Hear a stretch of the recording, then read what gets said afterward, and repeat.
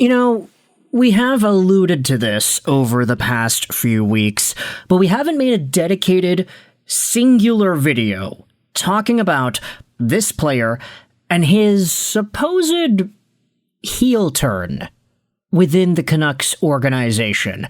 And I'm going to use heel turn to refer to not just the way he may or may not have conducted himself within the Canucks, but heel turn in terms of the way that Canucks fans view this guy.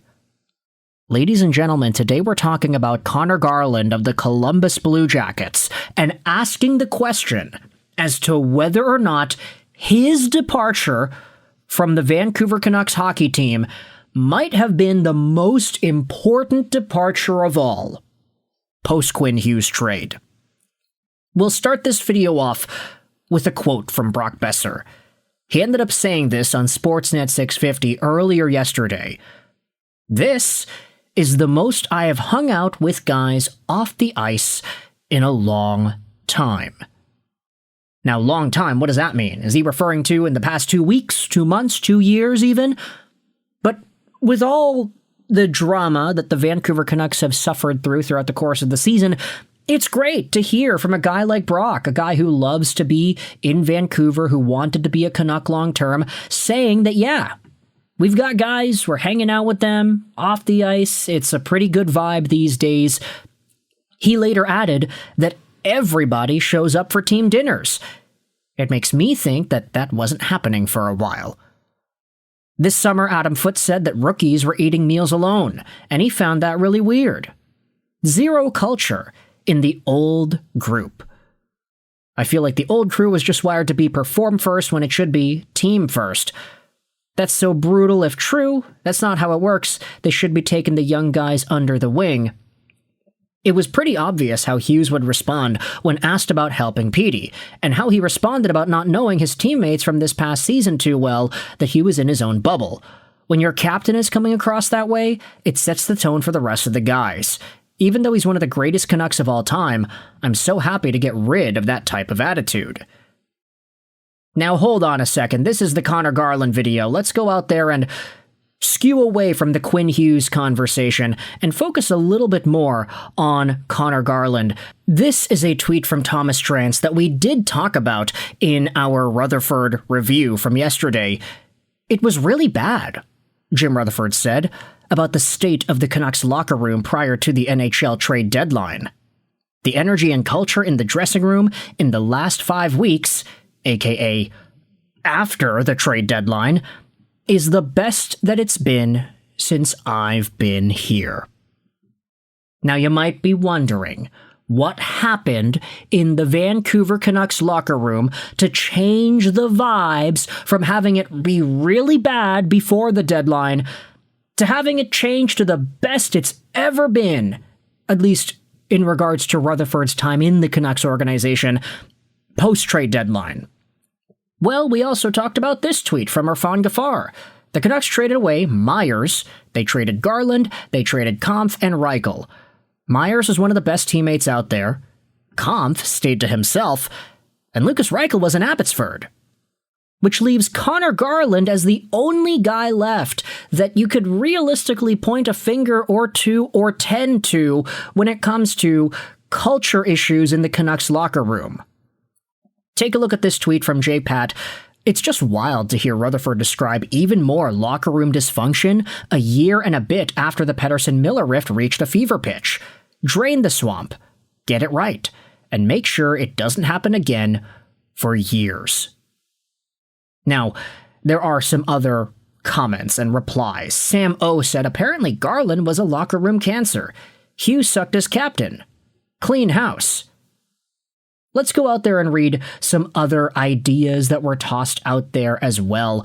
Blake Price posted this yesterday too. The theme of Canucks players saying things were different after the deadline isn't really a ringing endorsement of Conor Garland.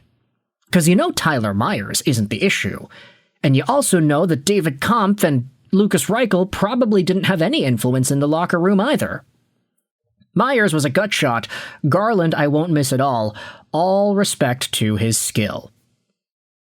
Now, let's get into more of the maybe speculative, nonsensical part of the video, because one of the bigger Twitter accounts, I guess, that's been going out there and posting stuff about the Canucks and players on the team, off the team, whatever, it's MD Nuck Zero, who has been pretty much on the anti-Garland train ever since the guy got sent out. This tweet had almost 100,000 views from a few days ago. It's Adam Kierszenblat with the initial tweet. The Conor Garland deal has not worked out well for Columbus. After posting 4 goals in his first 3 games, Garland scored just once and recorded 3 points in the final 18, also averaging just 13 minutes and 57 seconds per game during that stretch. MD Nuck Zero said, "I will never forget the Canucks fans who told me I was dumb for wanting Garland out. He was, by all accounts, a locker room cancer. Canucks young guys have been able to breathe since his departure. Clearly." And some of the responses go out there and ask, why did this management group keep extending these guys if they were not good teammates? Building culture is one of management's most important jobs. To keep Quinn is the answer. And that's exactly what Jim Rutherford said yesterday. Yeah, we signed Besser, Demko, Garland because we wanted to keep Quinn Hughes. I was never nearly as big of a Garland guy, but locker room cancer? The Canucks are winning a few games against teams with absolutely nothing to play for. Things haven't improved. It's a total mirage. He is a locker room cancer, a well-documented one. I've had numerous people corroborate that. LOL, okay, post receipts. Because you're calling out a guy's character like it's some sort of well-known fact. Just curious why he is always the last guy on the ice after the game ends. Does anyone know how he was a locker room cancer? And so there are a number of people that are asking what exactly is going on. This tweet was also posted as well with 38,000 views. People think I'm kidding when presented information that Garland was not great in the room. Nasty teammate who belittled others at every given opportunity. Rutherford all but confirmed it in today's interview. That's actually crazy, because he always seemed like a good teammate, high-fiving guys after wins, bringing good energy every night.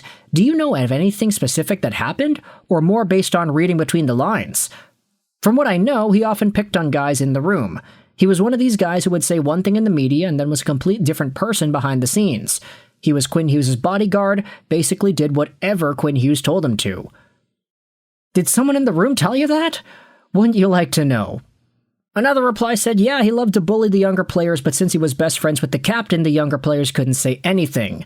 I'm glad this is becoming public knowledge. I first heard this years ago. Oddly enough, we know someone who knows Riley Stillman who said Garland was hated by everybody.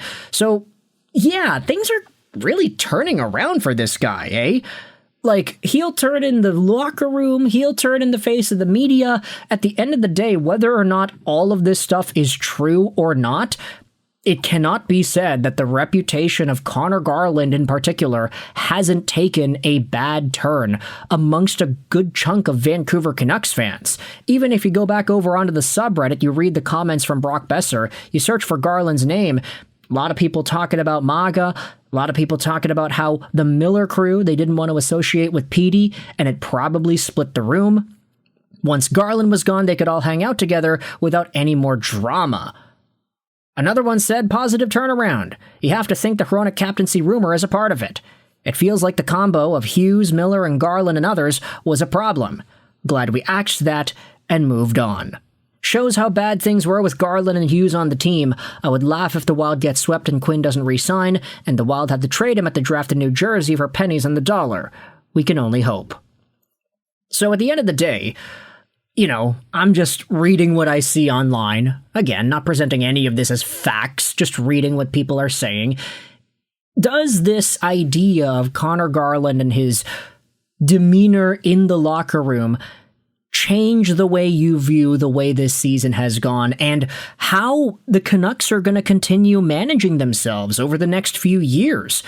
I mean, Garland was seen as a leader locker room figure on this team for a long time, so hearing a bunch of hearsay about whether or not he actually was all that he was hyped up to be, welcoming to the young guys and being able to build them up behind the scenes, to hear that that's supposedly not the case, it is quite frankly disappointing, and especially when you hear the fact that Garland, Miller, and Hughes, they were all super close friends, and Miller was a problem with this team. Quinn Hughes was a problem with this team because he didn't want to stay and he was a bad captain. And now Conor Garland's being tossed under the bridge as well. Maybe indirectly by Jim Rutherford, but also directly by folks on social media who are presenting some supposed info behind the scenes. Whether it's true or not, let me know in the comments how you feel about the matter. I hope you enjoyed this video, Charles 99, and bye.